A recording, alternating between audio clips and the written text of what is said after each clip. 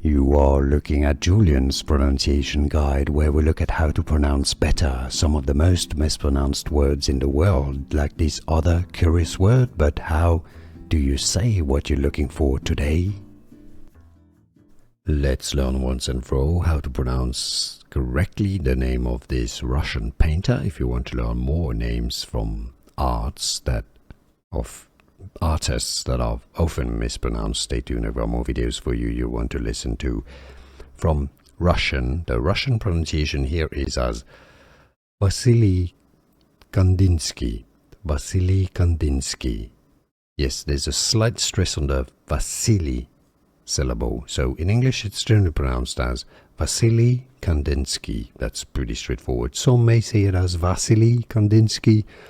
I mean, you could. I think in Russian the stress on the second syllable is not all that strong. So you could say Wassily, but Wassily Kandinsky, I think it's pretty good.